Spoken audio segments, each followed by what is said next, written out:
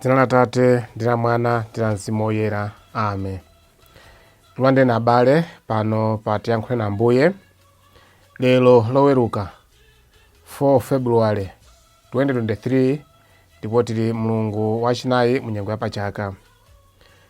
Tikupitiriza kupempherera atumiki mu mpingo, makamaka atumiki amene adzipereka mwapadera ndipo mulungu wapatula ndi kuwasankha kuti athe kutumikira mpingo. Awa ndi asistere, abrother komanso ansembe. Ndipo anthu amenewa tikuwapempherera wiki ino chifukwa pa 2 February tsiku loperekedwa kwa Ambuye mtempere, dziko limene mpingo unasankha kuti tizikondwerera moyo umenewu opekedwa mu mpingo. Cholinga kufuna kulimbikitsa komanso kuphunzitsa komanso kuti ife tichitepo kanthu makamaka pakupempherera anthu amene kumathandiza. Tikunena mobwerezabwereza kuti atumiki mu mpingo kuphatikiza amene ngati munthu ndi masowa chilimbikitso chanu makamaka kudzera mapemphero, kuti muzindipempherera kuti pa nthawi imene mwina ndifoka, ndichita ulesi, ndiganiza kudzikonda, mwina kungofuna zinthu zofuna ine ndekha, mtima udzinditsutsa kuti ayi, ineyo moyo wanga ndoti nditsogoze kwambiri zofuna za mulungu ndi anthu anzanga, makamaka zofuna za mpingo, chifukwa ndine ogwira ntchito mmene momo full time, chifukwa kedasiya zonse kubwera ku mpingo. Koma chifukwa chawo mu nthawi zina zake maganizo amabwera kufuna kudzitangwanitsa ndi zina ndi zina, komanso mwina kuchita ulesi, mwina pamene anthu akuoneka mwina sakuona kapena sakunena zofunikira za ntchito imene kapena ubwino ntchito imeneyi. Inde sindinosa labada zimenezo ayi, komabe pala anthu ambiri, atumiki ambiri amene timatha kukhala mu malingaliro osiyanasiyana. Mapemphero anu ndi mankhwala akulu othandiza kuti tikhale ndi moto oyaka. Komanso nthawi zina inuyo mumafunitsitsa ndithu kuti atumiki apezeke, adzipereke ndi tizithandizana popemphererana. Choncho mulungu umenewu tikupanga zimenezi, tiyendipitirize ngakhale timalize mawa lino, koma tipitirize kupemphera atumiki athu. Mawu oyamba akuchokera mkalata yolembera Aheberi. Aheberi mutu 13 ndime ya 15 mpaka 17 kudzawerenganso ndime ya 20 kulekeza 21. Mawu mu uthenga wabwino lero akuchokera mu uthenga wa Mariko mutu 6 kuyambira ndime ya 30 mpaka na 34. Amene akutiwerengera mthenga wabwino komanso kutigawira mawu ndi Father Vincent Mwakhwawa, a Vicar General mu Archdiocese ya Lilongwe, komanso a National Director a Pontifical Mission Societies PMAs in Malawi. Ambuye akhale nanu. Mawu mu uthenga woyera monga analembera Mariko. Atumwi aja anabwerera kwa Yesu nafotokozera zonse zimene adachita ndi kuphunzitsa. Yesu adawawuza kuti tiyeni tipite kwatokha kumalo kosapitapita anthu, kuti mukapumule pang'ono. Adatero chifukwa anthu anali piringupiringu mwakuti iwo sankatha kupeza ndi mpata odyera omwe.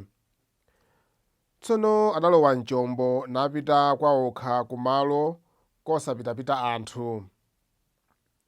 Komabe anthu ambiri adawaona akupita nawazindikira, motero adathamanga pa mtunda kuchokera ku mizinda yonse nakafika kumaloko, Yesu ndi ophunzira ake aja asanafike. Pamene Yesu adatuluka mchombomo naona chikhamu chachikulu cha anthu, adamvera chifundo anthuwo, chifukwa adali ngati nkhosa zopanda m'busa. Choncho adayamba kuwaphunzitsa zambiri. Uthenga wa Ambuye. Monga tamvera mawu mu uthenga wabwinowa, tikumva Ambuye Yesu ndi ophunzira aja akupeza mpata woti akapumule, agwira ntchito ndipo apita kumalo aokha osapitapita anthu. Zolinga ndi ziwiri. Inde akupita okapumula, koma pakupumulapo afuna akasinkhesinkhe za zimene wachita komanso zimene ali akuchita. Chinali chizozi Ambuye Yesu kuti akagwira ntchito apeza mpata wakhala pa yekha, kapena matengo ophunzitsa wakhale pa okha, ndipo tona kuti apapa amafuna aphunzitse ophunzira aja kuti ayi mukagwira ntchito muzipeza mpata wakhala panokha kupumula kuti thupi lanu libwerere m'malo mwake, komanso kuti mulingalire muzinkhesinkhe za zimene mwakhala mukuchita mbuyomu komanso zamtsogolo. Ndipo Ambuye Yesu kwambiri amapita kumene kukapemphera. Chifukwa chiwiri chachikulu chimene Ambuye amapita kumene kuti akapemphera kasinkhesinkhe za ntchito. Kupuma kumaphatira ndi kusinkhasinkha kuti kodi Mulungu ndamuchita zotani komanso mungafuna upanga zotani mwa ine.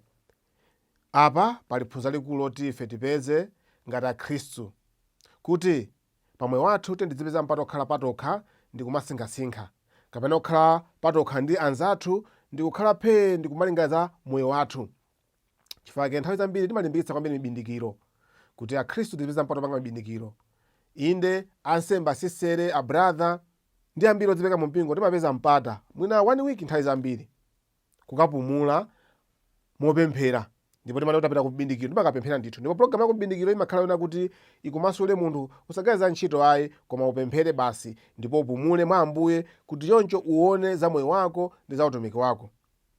Inunso Akhristu enu ake mumapeza mpata umenewo, koma tozoti ambiri mwina timakonda kukhala ndi bindikiro tsiku limodzi mapalishimu kaya mabungwe, komabe ndi bwino kuti mudzipeza mpata. Inde mwina palishi yonse singathe kuti palishi yonse ipite kumbindikiro nkovuta kuti mukhale masiku ambiri, komabe tikozopanga programu kuti ayi wiki inoyi ndi ya mbindikiro. Inde kunyumba tupanga zina ndi zina, koma kubwera palishi kuchako kaya ndi madzulo tagwiragwira ntchito zathu kubwera madzulo 5 koloko atigawira mawu a Mulungu tikhala umene kupemphera kusinkhasinkha patokha mwina mpaka ma 7 kaya ma 6 kena mwapita kunyumba kujanso tikozopanga dongosolo kuti ayi ana inu ife makolo ndi pambindikiro komanso anaso akhena ulimodzi. Cholinga kufuna kuti tizamitse ubale wathu ndi Mulungu komanso tisinkhesinkhe za moyo wathu makamaka pa zimene Mulungu akufuna, zimene Mulungu akufuna kuti ife tichite monga tamvera mawu oyamba aja. Ndiye phunziro loyamba limene likuti tiphunzire kwa Ambuye moyo umenewu. Izi ndi zimene Mkhristu ayenera kuchita, machitidwe a Chikhristu za uzimu, spiritual exercise ngati imene ya mbindikiro ndiyofuna kwambiri moyo wa Mkhristu aliyense. Inde ife ansembe timapanga, asisi timapanga, abrother timapanga, komanso inu Akhristu enu ake chonde muzipeza mpata wa mbindikiro. Ambiri mapanga koma ndikuona kuti ndi bwino kumakhala ndi masiku ambiri chifukwa nthawi yachete yosinkhasinkha mawu a Mulungu moyo wathu ndi zimene ntchito imene tikugwira zofuna kwambiri chifukwa Ambuye Yesu anapanga chimodzimodzi. Inde apa tavuta wasokoneza, komabe pali ndime zambiri m'malemba oyera amene Ambuye Yesu amapita kwa okha. Amatenga ophunzira aja tiyeni tikasinkhesinkhe tikapumule. Nthawi ya kulumikizana ndi Mulungu Atate, kulumikizana ndi ntchito imene ndagwira ineyo. Ndipo mwaona kuti ngakhale Ambuye apita kobindikira kuja koma ntchito ilipobe anthu ambiri akufunafuna. Apa zingoonetsa za kukula kwa ntchito imeneyi yoleka mthenga wabwino, kukula kwa zimene dziko likufuna pasi pano pakali pano kuti anthu amve mawu a Mulungu. Dziko lapansi lili ndi njala pano, njala ya mawu a Mulungu. Inde kuli njala zakudya, njala yachilungamo, koma dziko likufuna ndithu zimene zizi. Chifukwa dziko londe inuyo ndi ineyo. Nthawi zina timapanga zinthu zosokonekera kulowerera kunduku, makhalidwe ena osiyanasiyana oyipa, makhalidwe amene amafuna kuti ife tofunafuna china chake, koma malo moti timvetse kuti chimene tofunacho ndi Mulungu, basi timakakhazika pa zina, kufuna ndalama, kusangalatsa thupi lathu, kumwa monkitsa, kaya moyo wachiwerewere ndi makhalidwe ena aliwonse amene timazamapo, koma Mulungu amafuna moyo wathu. Chifukwa Ambuye Yesu uthenga wabwino una kuti ndife nkhosa ndi zimene tikusowa zakudya, tikusowa mawu a Mulungu. Ambuye Yesu anamva chifundo ndipo adayamba kulalikira anthu aja. Inunso ndi ine ndife nkhosa zimene tikuyenera kumafunafuna mawu a Mulungu amene akudzera mu mbindikiro. Chifukwa mawu oyamba aja abale alankhula kapena anena zofuna kwambiri. Tine kuti mwaona kuti tikumaliza buku la Aheberi. Chapter 13 ndi chomalizira buku la Aheberi. Tayamba kuwerenga milungu yapitayi, lero tikutsekera lero Loweruka tikumaliza. Wiki yamawa tiyamba buku la Genesis mawu oyamba. Ndiye taona na abale zimene mawu a Mulungu amachita komanso plani ya Mulungu. Mawu amene tawerenga panowa ali ngati samale ya mawu onse a kale imene Aheberi.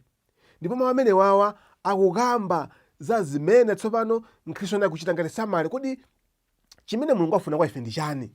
Mutu 13 Aheberi kuyankha. Ndipo ndikanakuona kuti mawu amene wawa inuyo mudziwasunga nthawi zonse, kapena zimene takamba mbuyo muja za Aheberi mukozoyiwala kwa musayiwale chapter 13 ichi, chifukwa chikukamba za zimene ife tena kuchita pokondetsa Mulungu. Ndipo imene ndi taito ya mawu amene wawa a mawu oyamba kukata Heberi chapter 13 mutu wake ndi umene uwu, za mmene tingakondweretsere mulungu. Kodi mulungu afuna kuti ife tichite chani pokondweretsa?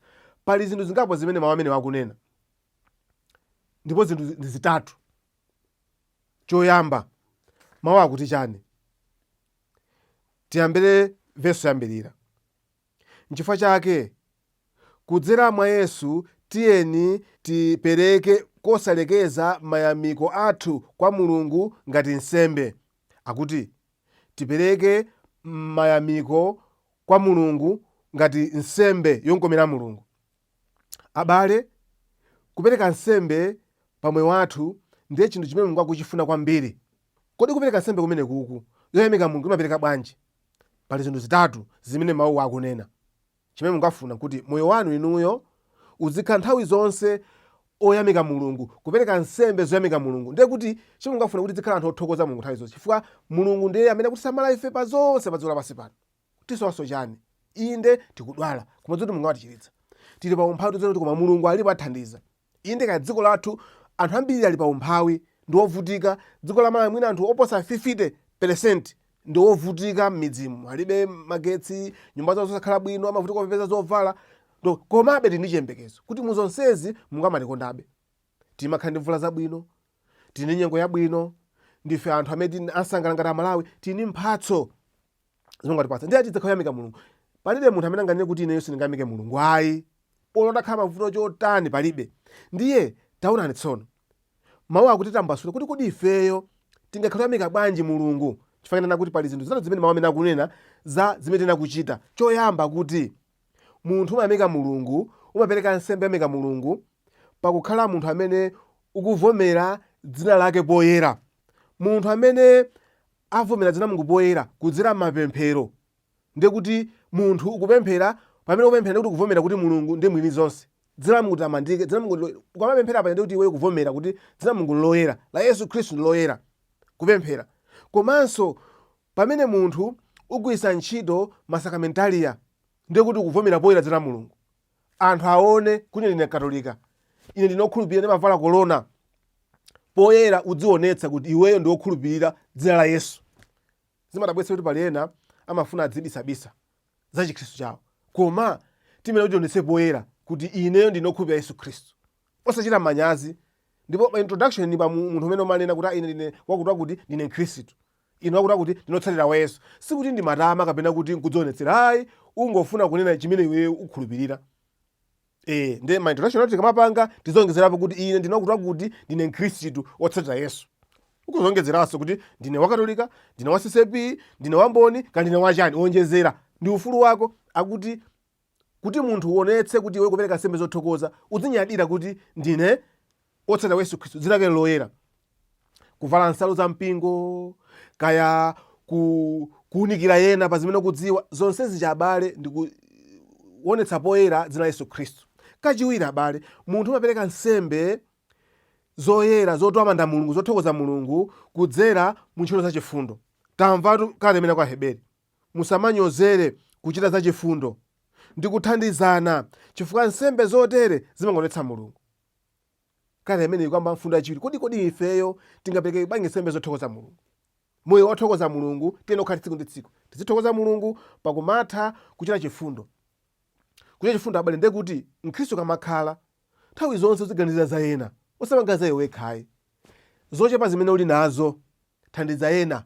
Pa dziko lapansi nthawi zonse mapezeka ena amene akusowa, pali wina wake amene akusowa. Ineyo zikhala ntchito yanga ngati Mkhristu obatizika, ngati njira imodzi yofuna kuonetsa poyera kuti ine ndinokhulupirira komanso ndikuyamika mulungu pa zonse. Zochepa zimene uli nazozo thandiza ena.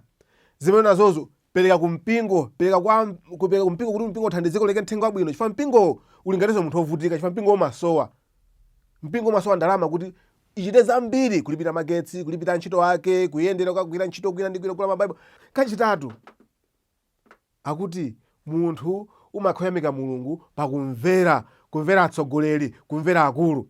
Mawu atu akutero, muzimvera atsogoleri anu ndipo muziwagonjera. Iwo sapumulira konse kuyang'anira moyo wanu, pakuti adzayenera kufotokozera za ntchito yawo pamaso pa mulungu. Mukuona abale, atsogoleri athu ampingo, adziko, makolo ndiye nawonse amene atiyang'anira ifeyo tidziwamvera. Kuwamvera ameneku ndiye kuti titumikire zimene atiuza zoti tichite, kugwira ntchito. Chifukwa atsogoleri kapena akuluakulu athu ndi amene amatitsogolera kuti zinthu ziyende tipange chonchi, mwachitsanzo zitenge mu mpingo. Ine ngati wansembe ndinomvera abishopu, atsogoleri anga, mwana wanga pita pali chakuti, mwana wanga kugwira ntchito kuti tikagwire ntchito imeneyi mokhulupirika mosanyinyirika, timvere chifukwa timalonjeza atu monga tuchita chaka cha atumiki athu mu mpingo mulungu unowu. Kumvera ndi gawo limodzi lofunika kwambiri kuti munthu uchite kufuna kwa mulungu. Ndakuti kumvera atsogoleri ndi kugwira ntchito zimene atituma atsogoleri ndiye kuti ineyo ndikupereka nsembe yamayamiko pamaso pa mulungu. Timakambanso kuti ntchito yachiwiri ya mkhristu wopambana ndiye kuchita chifundo, kupereka zimene uli nazo, kuthandiza ena. Munthu sungane kuti ineyo ndizingopemphera basi zosauka ndibe nazo ntchito zopereka chuma changa ndibe. Ayi, ngati munthu upemphera bwino koma supereka, kumwamba sungalowe. Ayi, palibe kulowa kumwamba popanda munthu amene alibe chifundo ndi ena. Makamaka kuthandiza munthu mnzako ovutika, kuthandiza mpingo umene uli Yesu Khristu. Timananso kuti kutumikira ndiye kugwira ntchito. Munthu sunganene kuti ineyo basi ndizingopemphera, ine ndizingothandiza chifundo koma zogwira ntchito iyayi. Ndiye kuti ufuna chani? Abale, zinthu zitatu zimene zizi muzisunge mmoyo wanu. Popanda zitatu zimene zizi ndithu ifeyo tikhala chabe. Chifukwa kakata imeneyi kuti unikira chifukwa kuti zimene akuti Ambuye Yesu kuti tikhale tizipeza mpata osingasinga, tisinga kuti kodi ineyo Mulungu afuna kuti ndichitire zotani. Akuti Mulungu afuna kuti inuyo mukhale omuyamika nthawi zonse. Muziyamika popemphera, muziyamika pakuthandiza ovutika osauka, muziyamika pakuthandiza ena amene akuvutika, kumvera chisoni ena, muziyamika pomvera akuluakulu anu, makamaka kugwira ntchito zimene nakutumani kuti poteropo mukondwetse Mulungu komanso mudalitse ena. Amen.